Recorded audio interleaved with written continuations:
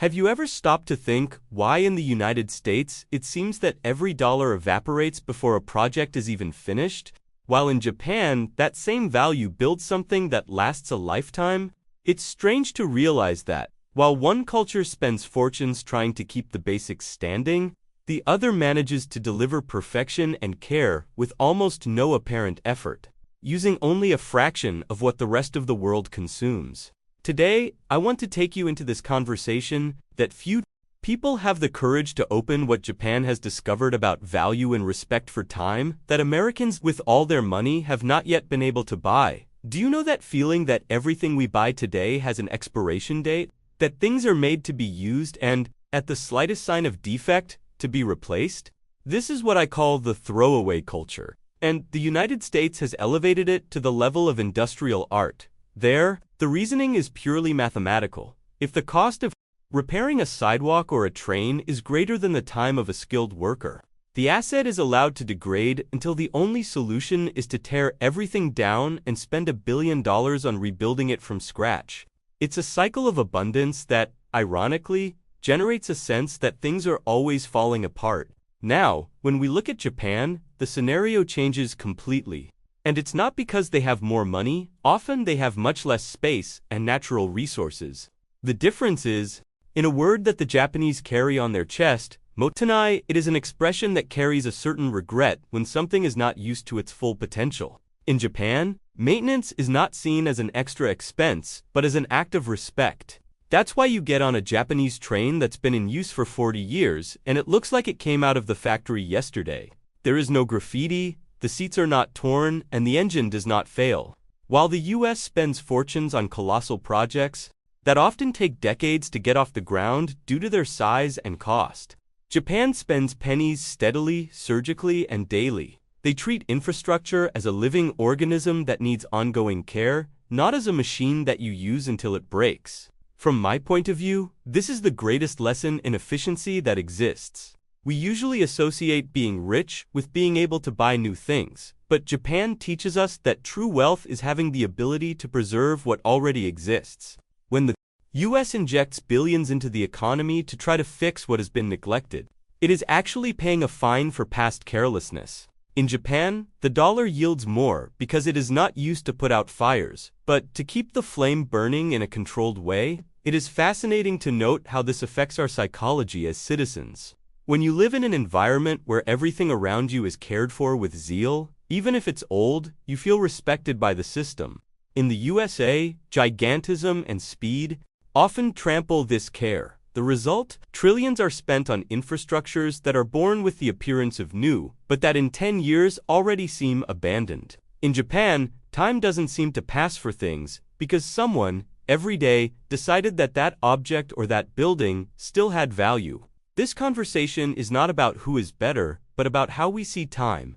One side rushes to replace, the other walks to preserve. And on this journey, Japan ends up saving a fortune that we, in the West, don't even realize that we are throwing in the trash every day. It's the difference between having the most expensive watch in the world and knowing how to take care of the watch that your grandfather gave you so that it never stops beating. The magic of Japanese money really happens, and where the American model begins to face a silent challenge. In the United States, culture is built on individual freedom, which is wonderful in many ways, but it comes at a very high invisible price. When you decide to build a road or a hospital there, that project has to go through a forest of lawsuits, insurance, legal disputes, and layers of intermediaries. Each person or company involved wants to protect their side as much as possible. In the end, of every $1,000 invested, a huge part does not even become brick or mortar. It gets lost in paperwork and guarantees against possible mistakes. In Japan, the logic is different.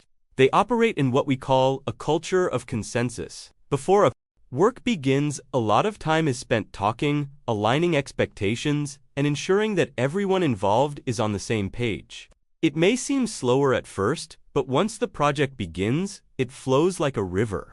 Trust between institutions and people is what lubricates the economy. They don't need to spend millions on insurance against everything and everyone, because there is a collective responsibility that the job must be done right the first time. From my point of view, what happens in the US is a kind of attrition rate. It's like trying to run in water. You spend an absurd amount of energy to advance a few meters. Japan, on the other hand, runs on the smooth asphalt of social trust. While the average American feels that he has to fight the system to get something, the Japanese understand that he is part of the system. This difference in mentality makes the Japanese dollar clean. It goes straight to the ultimate benefit of the citizen. In the US, the dollar is heavy, carried by a bureaucratic structure that tries to predict every human error through contracts and punishments. At the end of the day, the question that remains is, how much of our money is being used to build the future? And how much is being used just to protect ourselves from each other? Japan seems to have found an answer that saves billions, simply by betting on harmony and mutual respect. Imagine, for a moment, that you have $100,000 in the annual account, living in a large American metropolis. On paper, you are successful, but in practice, the alarm clock goes off and the tension begins.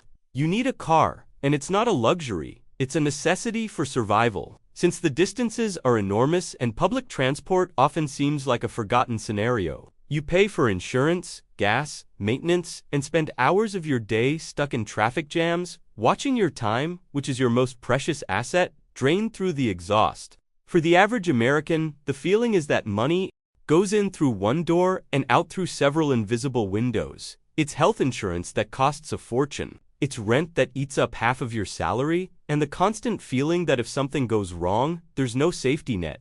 Now, let's change the scenario. Imagine yourself in a Japanese city. You may not have a car in the garage, and the most amazing thing is that you don't miss it. Why? Because the system has decided that their dignity does not depend on their private property, but on the efficiency of the public space. You walk through impeccably clean and safe streets, get on a train that arrives at the exact second, and, for a few yen, cross the city in a comfort that many luxury cars don't offer. Herein lies the heart of this topic, the difference between what you own and what you access.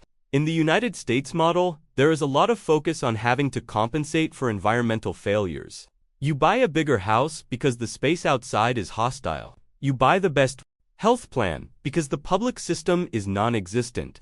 You spend on private security because trust has been broken. It is a defensive expense. It is money being used as a shield. In Japan, the dollar yields more because the surrounding environment already solves the basic problems for you.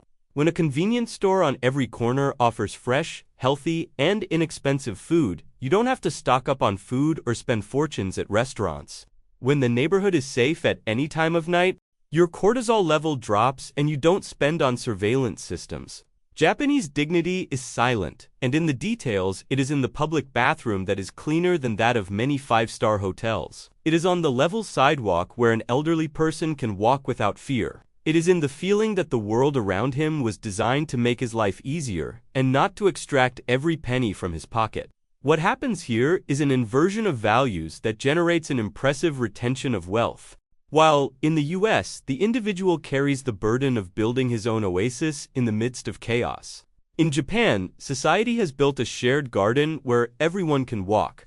This creates a reality where a person on a modest salary in Japan can have a quality of life, in terms of health, safety, food, and time, that a millionaire in many cities in the West would struggle to achieve. It is a human realism that makes us question, are we running in the right direction? We're hoarding coins to pay for services that should be simple, while elsewhere on the map, simplicity is treated as the highest form of sophistication. This transition between exhaustive individual effort and functional collective harmony is what defines the true value of money on a day-to-day basis. It's not about what you can buy, but about how much you need to spend to feel like a respected human being. To close this reasoning, I would like you to think about what happens when we believe that tomorrow will always be bigger, richer, and more full of resources than today. The United States grew up under the sign of infinite abundance.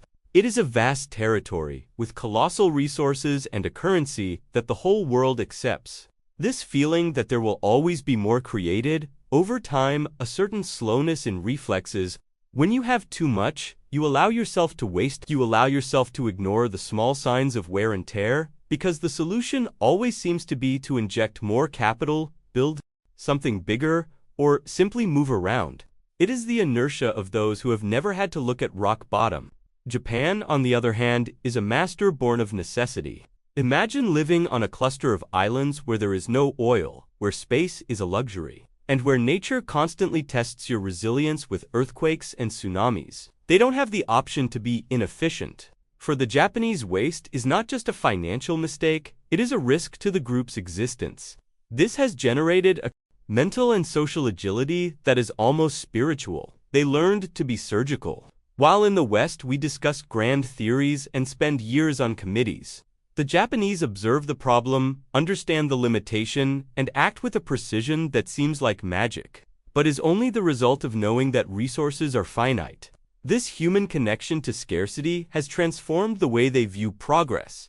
They do not seek growth for growth's sake, but harmony with what is available. That is why you see engineering and coexistence solutions that seem to come from the future, but that actually come from a past of a lot of struggle. There is a deep humility in recognizing that every piece of metal, every drop of water, and every minute of work is precious. This agility does not come from faster machines. It comes from people who understand that time does not come back. In the United States, gigantism often masks fragility. In Japan, the awareness of fragility is what builds true strength. It is a realism that touches us deeply. The perception that, in the end, those who prosper the most are not those who have the most, but those who know how to extract the maximum beauty and usefulness from the little they have at hand. The truth is that money only has value when there is respect for what it builds and the people who use it. Japan teaches us that the greatest wealth is not to spend fortunes to impress, but to have the zeal to make the basics extraordinary every day. In the end, the difference is not in what is left in the account, but in the dignity that we can maintain with what we have.